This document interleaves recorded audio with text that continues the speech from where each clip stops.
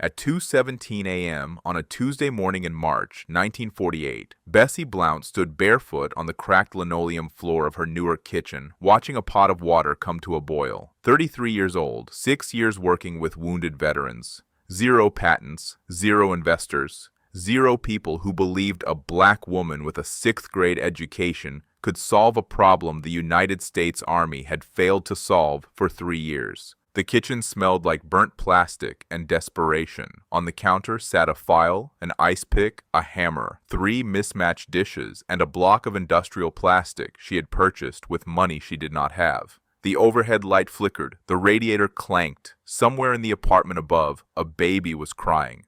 Blount dropped the plastic into the boiling water and watched it soften. She had been doing this for 4 months, working between 1 and 4 a.m. while the rest of Newark slept. Melting plastic, shaping it with household tools, testing, failing, starting over. The device she was trying to build did not exist anywhere in the world. The Army's best engineers had attempted to create it. They had budgets. They had laboratories. They had degrees from universities that would not have admitted Bessie Blount through the front door. They had failed. Now a physical therapist working out of a cramped apartment was trying to succeed where they could not, using a hammer, using an ice pick, using boiling water on a kitchen stove at 2 in the morning. The problem she was trying to solve had a name. It was called dependence, and it was killing men who had survived the worst war in human history. The mathematics of World War II amputation were brutal. Approximately 14,000 American soldiers survived the loss of one or more limbs during the conflict. Some lost arms to artillery shells in the hedgerows of Normandy. Others lost legs to landmines in the forests of the Ardennes. Still others lost multiple limbs to the Japanese defenders of Iwo Jima and Okinawa. The survival rate itself was a medical miracle. Battlefield surgery had advanced dramatically since the First World War. Sulfa drugs prevented infection. Blood plasma prevented shock. Helicopter evacuation reduced the time between injury and treatment. Men who would have died in 1918 lived in 1945. But living was not the same as living well. The Army had established 7 specialized amputation centers across the United States. Walter Reed in Washington, Percy Jones in Battle Creek, Michigan, Thomas M. England General Hospital in Atlantic City, New Jersey, which became the largest amputation center in the country. These hospitals could fit a man with a prosthetic leg. They could teach him to walk again. They could give him exercises to rebuild his strength. What they could not do was give him back his independence. A man who had lost both arms could not feed himself. A man who had lost one arm and the use of his remaining hand could not lift a spoon to his mouth. A man who was paralyzed from the neck down could not bring a glass of water to his lips. These men had to be fed by nurses, by orderlies, by wives and mothers and sisters who would spend the rest of their lives cutting food into small pieces and lifting forks to mouths that had once given orders to platoons. The psychological damage was immeasurable. Men who had stormed beaches and captured hills and liberated concentration camps now sat in hospital beds waiting for someone to wipe their chins. The humiliation was constant. The loss of dignity was complete. Some veterans refused to eat at all rather than submit to being fed like infants. The Army recognized the problem. In 1946, military physicians approached the challenge of self-feeding devices with the same systematic approach they had applied to prosthetic limbs. Engineers designed prototypes. Committees evaluated proposals. Budgets were allocated. Progress reports were filed. Nothing worked. The devices were too complicated, too expensive, too difficult to operate, too prone to malfunction. The engineering challenge was deceptively simple in concept and maddeningly difficult in execution. The device needed to deliver food to a patient's mouth without requiring the use of hands or arms. It needed to allow the patient to control the pace of eating. It needed to shut off between bites to prevent choking. It needed to be affordable enough for mass production. It needed to work reliably in hospital conditions. By 1947, the Army had spent 3 years and substantial resources on the problem. They had produced nothing viable. This was the challenge that a doctor at Bronx Hospital put to Bessie Blount in the spring of 1947. The doctor had watched Blount work with amputee veterans. He had seen her teach men to write with their feet. He had seen her convince paralyzed patients that they were not crippled, only crippled in their minds. He had seen her refuse to accept limitations that others considered permanent. The doctor told Blount that if she really wanted to help disabled veterans, she should figure out a way to help them feed themselves. The Army had tried and failed. Maybe she could do better. Blount accepted the challenge. She did not have a laboratory. She did not have funding. She did not have engineering training. She did not have a college degree. What she had was a kitchen and a conviction forged in a one-room schoolhouse in rural Virginia 3 decades earlier. Bessie Virginia Blount was born on November 24, 1914, in Hickory, Virginia, a community in Princess Anne County that no longer exists on modern maps. Her parents were George Woodard and Mary Elizabeth Griffin. They had almost nothing. The county had almost nothing to offer them. Blount's education began at Diggs Chapel, a one-room schoolhouse that black members of the local community had built after the Civil War. The school was intended to educate former slaves, their children, and Native Americans. It had no textbooks. Students learned to read by quoting verses from the Bible. Eventually, the school received hand-me-down textbooks from white schools in the area. The books were worn. Some pages were missing. It was better than nothing. Discipline at Diggs Chapel was harsh. Teachers believed in the rod. When young Bessie picked up a pencil to write with her left hand, her teacher slapped her across the knuckles. Left-handedness was considered improper, wrong, something to be beaten out of children. Most children would have learned to write with their right hand and forgotten the incident. Bessie Blount was not most children. She reasoned that if it was wrong to write with her left hand, it must also be wrong to write with her right hand. The logic was absurd, but the defiance was genuine. She taught herself to write with both hands. Then she taught herself to write holding a pencil in her teeth. Then she taught herself to write using her feet. The teacher had tried to limit her. Blount had responded by expanding her capabilities far beyond what any teacher expected. It was a pattern that would define her entire life. After 6th grade, Blount's formal education ended. There were no schools for black children beyond elementary level in her community. She had learned to read from the Bible. She had learned to write with her hands, her teeth, and her feet. She had learned that authority figures would try to limit her and that she could refuse to accept those limits. The family moved north to New Jersey during the 1920s. Blount continued to educate herself. She obtained a GED. She enrolled in nursing school at Community Kennedy Memorial Hospital in Newark, the only black-owned hospital in the state. She studied physical therapy at Union Junior College and Panzer College of Physical Education and Hygiene. She became a licensed physiotherapist. She also studied modern dance and industrial design and anything else that captured her interest. Bessie Blount did not accept boundaries between disciplines any more than she accepted boundaries between hands and feet. When the United States entered World War II, Blount volunteered with the American Red Cross Gray Ladies at Veterans Hospital Base 81. The Gray Ladies wore gray dresses and gray veils. They were supposed to provide hospitality services, non-medical support for wounded soldiers. In practice, they did whatever needed doing: facility management, psychiatric care, occupational therapy.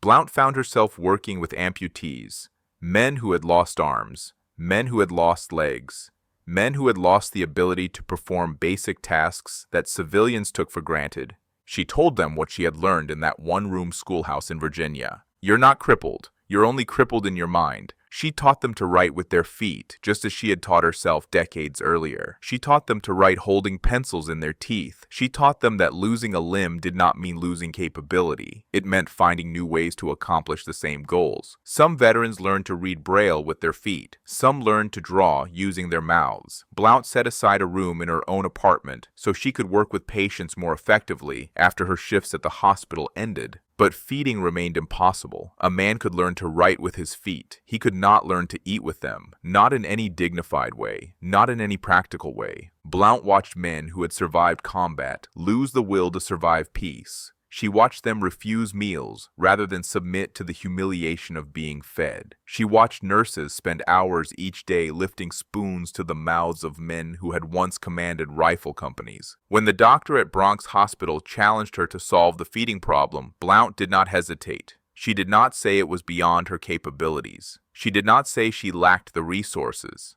She did not say the army had tried and failed. She went home to her kitchen and started working. The first prototype took 10 months to design. Blount worked alone, between 1 and 4 a.m., using tools meant for carpentry and cooking. She melted plastic with boiling water because she could not afford proper molding equipment. She shaped it with a file and an ice pick because she did not have precision instruments. She tested each iteration by trying to use it herself, simulating the limited mobility of her patients. The concept was elegant. A tube would connect to a food receptacle powered by a small electric motor. When the patient bit down on the tube, it would activate the motor and dispense a single bite of food through a spoon-shaped mouthpiece. The device would automatically shut off after each delivery, giving the patient time to chew. When ready for the next bite, the patient would bite down again. The engineering was brutally difficult. The motor had to be reliable. The tube had to be the right diameter. The food had to flow smoothly without clogging. The bite mechanism had to require enough pressure to prevent accidental activation, but not so much that a weakened patient could not operate it. The shutoff had to be precise. Blount failed hundreds of times. Melted plastic that did not hold its shape, motors that jammed, tubes that leaked, mechanisms that delivered too much food or too little or none at all. She kept working. By the spring of 1948, she had a functioning prototype. It was crude by professional engineering standards. It was made of kitchen materials and household tools and sheer determination. It was also the first working electric self-feeding device for amputees that anyone had ever built. Blount called it the invalid feeder. The name was clinical, cold. It did not capture what the device actually represented. For a man who had not fed himself in 3 years, the invalid feeder was not a medical device. It was dignity. It was independence. It was the difference between being a patient and being a person. Blount was ready to show the world what a black woman with no formal engineering education could accomplish using nothing but determination, kitchen tools, and 10 months of sleepless nights. If you want to see how the United States government responded when Bessie Blount tried to give them a device that could restore dignity to thousands of disabled veterans, please hit that like button. It helps us share more forgotten stories like this one. Subscribe if you haven't already. Back to Blount. The first person to see the invalid feeder outside of Blount's apartment was Dr. Malcolm McEachern, Director Emeritus of the American College of Surgeons. McEachern had spent decades evaluating medical equipment. He had seen thousands of devices, from the revolutionary to the ridiculous. He knew the difference between a viable medical invention and a well-intentioned failure. McEachern examined Blount's prototype carefully. He tested the bite mechanism. He observed the food delivery system. He checked the automatic shutoff. He asked questions about materials, manufacturing costs, reliability under hospital conditions. When he finished, he called the invalid feeder a most ingenious apparatus. Coming from the Director Emeritus of the American College of Surgeons, this was not casual praise. This was professional validation. McEachern's endorsement meant that Blount's kitchen-built device met the standards of legitimate medical equipment. Blount had proven the concept worked. Now she needed to prove it could work at scale. The first prototype was too crude for hospital use. The plastic components were fragile. The motor was unreliable. The design required refinement before it could be manufactured and distributed to the thousands of veterans who needed it. Blount began the process of improvement. She did not have investors. She did not have grants. She did not have institutional support. What she had was a job as a physical therapist and a willingness to spend every dollar she earned on making her invention better. Over the next 4 years, Blount invested $3,000 of her own money into the invalid feeder. In 1948 dollars, this was more than a year's salary for most working Americans. It was everything she had. She replaced the plastic components with stainless steel. She upgraded the motor. She refined the bite mechanism to require less pressure. She added a neck brace with built-in support for a food holder, creating a simpler version that did not require electrical power. In April 1951, Blount received U.S. patent number 2,550,554 for her portable receptacle support. The patent was filed under her married name, Bessie Griffin. It covered the non-electric version of her feeding device, the neck brace system that could hold a bowl or cup close to a patient's face. The patent made history. Blount became one of the first officially recognized inventors in the field of physical therapy. A black woman who had been forced to leave school after 6th grade now held intellectual property rights to a medical device that bore her name. But a patent was just paper. What Blount needed was production. What she needed was distribution. What she needed was for someone with resources to manufacture her invention and get it into the hands of the veterans who were still waiting to feed themselves. She approached the logical customer first, the United States Veterans Administration. The VA operated hospitals across the country. They served millions of veterans. They had budgets for medical equipment. They had the infrastructure to distribute devices to patients who needed them. If any organization should have been interested in a self-feeding device for amputees, it was the VA. Blount demonstrated the invalid feeder to VA officials. She showed them how it worked. She explained the engineering. She presented McEachern's endorsement. She described the years of development, the thousands of dollars invested, the hundreds of failed prototypes that led to the working model in front of them. The VA declined. They said the device was impractical. They said it was unnecessary.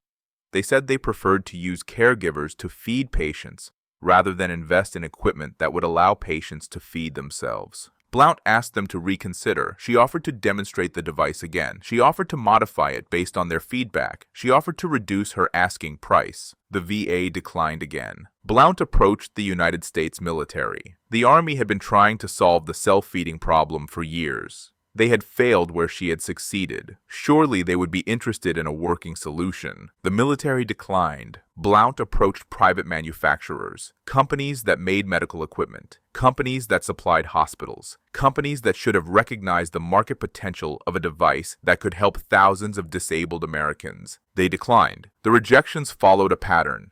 Officials would examine the device. They would acknowledge that it worked. They would praise the engineering.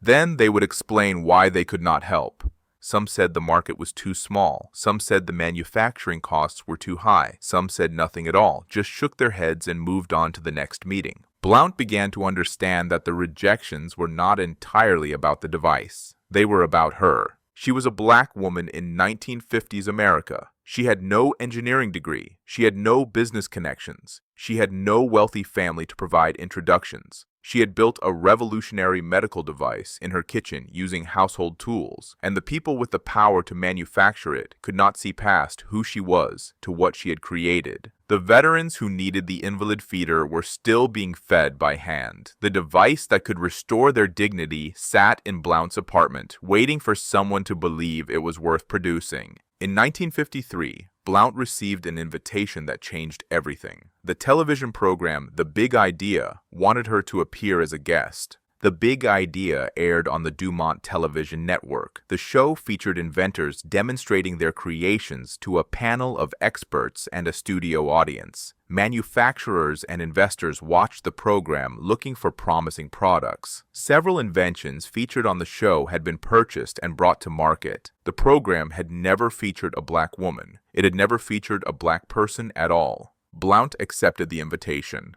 On the day of the broadcast, she brought the invalid feeder to the WCAU studio in Philadelphia. She demonstrated how it worked. She explained the engineering. She described the veterans who needed it and the years she had spent developing it. The studio audience gave her a standing ovation. Blount became the first African-American woman to appear on The Big Idea. She had taken her invention from her kitchen to national television. Millions of viewers saw a black woman demonstrate a medical device that the United States government had failed to create. After the broadcast, Blount repeated the words she had been saying since the first rejection. A black woman can invent something for the benefit of humankind. She waited for the phone to ring. She waited for manufacturers to call. She waited for the VA to reconsider.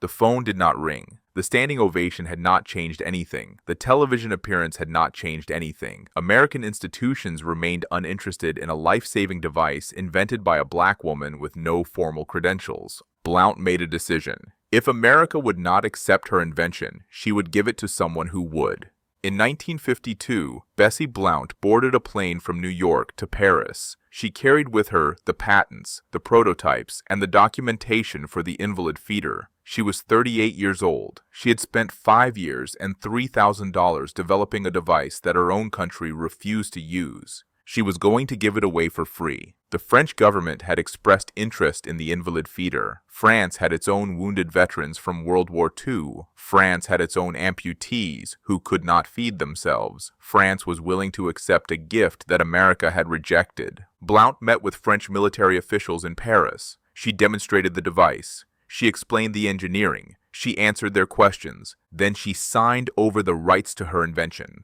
No payment, no royalties, no compensation for the years of work and thousands of dollars she had invested. The French government accepted the invalid feeder for use in their military hospitals. They began manufacturing it for distribution to disabled veterans. The device that America had called impractical and unnecessary was now helping French soldiers regain their independence. When reporters asked Blount why she had given away something so valuable, she did not hesitate. "Forget me," she said.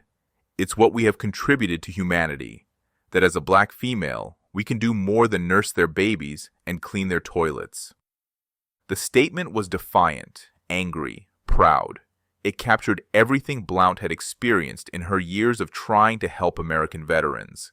The rejections, the dismissals, the institutional blindness that could not see past her race and gender to the value of what she had created. She had not invented the invalid feeder for money. She had not invented it for recognition. She had invented it because men who had fought for their country deserved to feed themselves. If America would not give them that dignity, France would. But Blount was not finished inventing, and she was not finished being rejected. While working as a physical therapist to Theodore Miller Edison, the son of Thomas Alva Edison, Blount developed a friendship that would influence her next creation. Edison and Blount discussed ideas and projects. They shared the inventor's mindset, the constant observation of problems, and the compulsion to solve them. Blount had noticed another problem in the hospitals where she worked. The kidney-shaped emesis basins used to collect medical waste were made of metal. They had to be sterilized after each use. The sterilization process was time-consuming and expensive. In busy hospitals, the basins were often in short supply. Blount designed a disposable alternative. She created a basin made from a mixture of flour, water, and newspaper that could be molded and baked until hard. The basins were cheap to produce. They could be thrown away after a single use. No sterilization required. She approached the Veterans Administration again. The disposable emesis basin would save money. It would reduce infection risk. It would make hospital operations more efficient.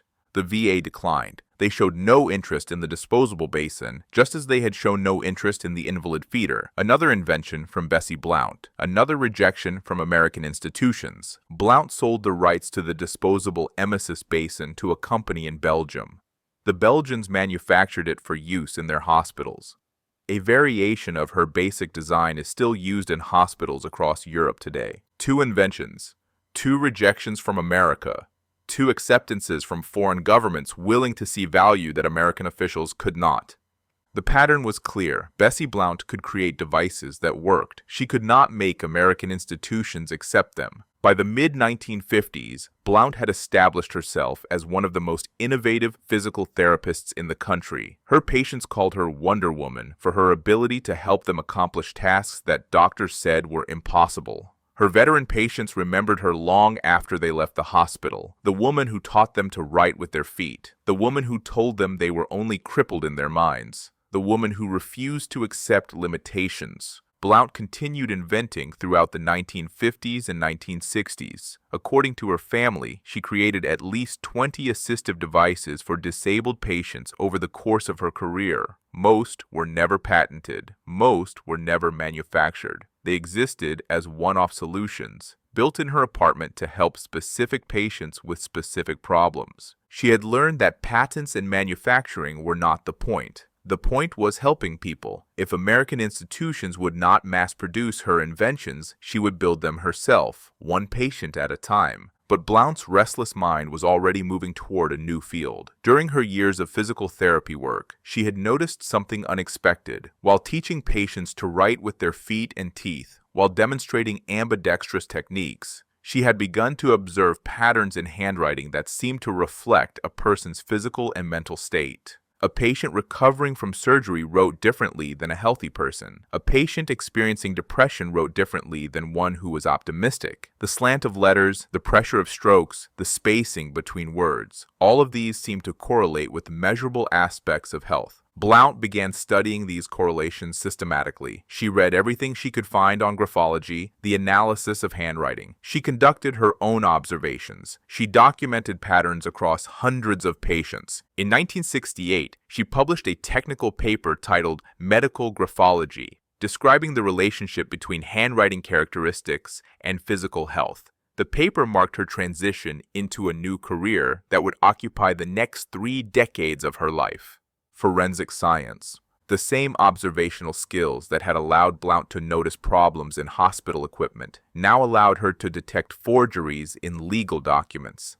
The same attention to detail that had guided her through hundreds of prototype iterations now guided her through the analysis of questioned signatures and disputed wills. By the late 1960s, Blount was consulting for police departments in Vineland, New Jersey, and Norfolk, Virginia. She examined documents for signs of forgery. She analyzed handwriting samples. She provided expert testimony in court cases. In 1972, she became the chief document examiner for the Portsmouth, Virginia Police Department. The woman who had been rejected by American medical institutions was now a trusted expert for American law enforcement. But Blount was not finished climbing. In 1977, she received an invitation that surpassed anything she had achieved before. The Metropolitan Police Forensic Science Laboratory in London, Scotland Yard, invited her to join them for advanced studies in graphology. Bessie Blount became the first African-American woman to train at Scotland Yard. She was 63 years old. She had been inventing, creating, and pushing against barriers for 4 decades. She had been rejected by her own country's medical establishment and embraced by foreign governments. Now she was being recognized by one of the most prestigious law enforcement institutions in the world.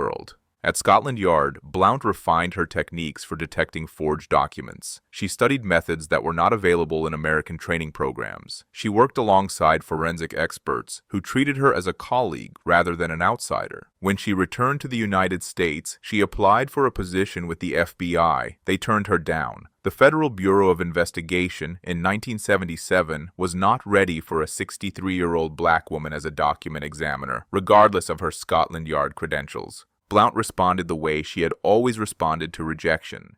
She found another path. She opened her own consulting business, specializing in the examination of historical documents. Her expertise became particularly valuable for authenticating pre-Civil War papers, slave documents, and Native American treaties with the United States government.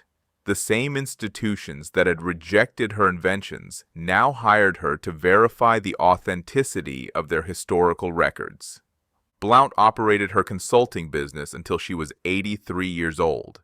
She examined documents, provided expert testimony, and trained the next generation of forensic analysts. The woman who had taught herself to write with her teeth at age 7 was now teaching others to read the secrets hidden in handwriting. Throughout these decades, Blount remained an advocate. She wrote columns for African-American newspapers, including the NJ Herald News and the Philadelphia Independent. She covered topics ranging from Fidel Castro's visit to Harlem to Lyndon Johnson's presidential nomination. She joined the NAACP and did public relations work for the organization. She traveled the country giving speeches to school audiences, civic groups, and professional organizations. She told her story: the one-room schoolhouse, the teacher who hit her knuckles, the kitchen where she invented a device that could feed paralyzed veterans, the rejections, the trip to France, the work at Scotland Yard. She told audiences what she had learned in 70 years of refusing to accept limitations.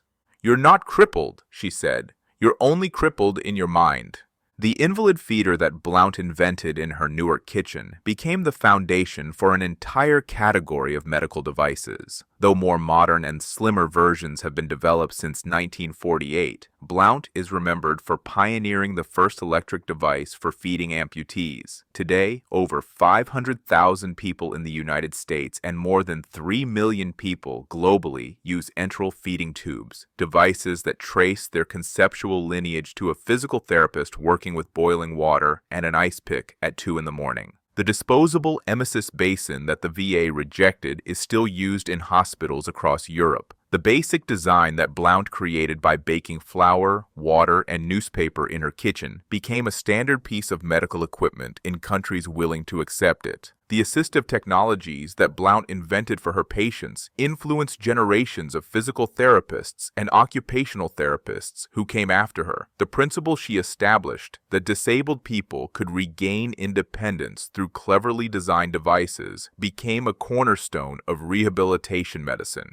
In 2005, Blount was honored as one of Virginia's Women in History by the Library of Virginia. The girl who had been forced to leave school after 6th grade was now recognized by her home state as a historical figure worthy of commemoration. In 2012, the American Academy of Physical Therapy, an African-American-focused physical therapy organization, honored Blount for her contributions to the field. The woman who had taught veterans to write with their feet was now celebrated as a pioneer of her profession. In 2019, 10 years after her death, the New York Times published a belated obituary for Bessie Blount Griffin as part of their Overlooked No More series. The series was created to recognize remarkable people whose deaths had not been reported by the newspaper at the time. Blount had died a decade earlier without national recognition. The Times corrected that oversight. Bessie Blount Griffin died on December 30th, 2009, in Newfield, New Jersey. She was 95 years old. She had been an inventor, a physical therapist, a nurse, a forensic scientist, a journalist, and an advocate. She had created devices that helped thousands of people. She had been rejected by her own country and embraced by others. She had trained at Scotland Yard and been turned down by the FBI. She had refused to accept a single limitation that anyone tried to place on her. Her son survived her. Her inventions survived her. Her legacy survived her. The invalid feeder that she built in her kitchen is not in a museum. No monument marks the apartment where she worked between 1 and 4 a.m., melting plastic with boiling water. No plaque commemorates the standing ovation she received on The Big Idea, or the day she gave her invention to France because America would not accept it. But the principle she established endures. The idea that a person with no formal engineering education, no funding, no institutional support, and no connections can solve a problem that the United States Army could not solve. The idea that determination and kitchen tools can accomplish what budgets and laboratories cannot. The idea that a black woman from a one-room schoolhouse in rural Virginia can invent something for the benefit of humankind. Bessie Blount proved all of this. She proved it with a file, an ice pick, a hammer, and a pot of boiling water. She proved it by refusing to quit when everyone told her to quit. She proved it by giving away her life's work to help people who needed it, even when her own country would not listen. The veterans she helped are gone now. The men who learned to write with their feet. The men who fed themselves for the first time in years using a device built in a newer kitchen. The men who heard a physical therapist tell them they were only crippled in their minds and believed her. But the lesson remains. You are not crippled. You are only crippled in your mind. If this story moved you the way it moved us, do me a favor. Hit that like button. Every single like tells YouTube to show this story to more people. Hit subscribe and turn on notifications. We are rescuing forgotten stories from dusty archives every single day. Stories about nurses who built machines that engineers said were impossible. Real people, real heroism. Drop a comment right now and tell us where you are watching from. Are you watching from the United States, United Kingdom, Canada, Australia? Our community stretches across the entire world. You are not just a viewer. You are part of keeping these memories alive. Tell us your location. Tell us if someone in your family served. Just let us know you are here. Thank you for watching, and thank you for making sure Bessie Blount Griffin does not disappear into silence. These women deserve to be remembered, and you are helping make that happen.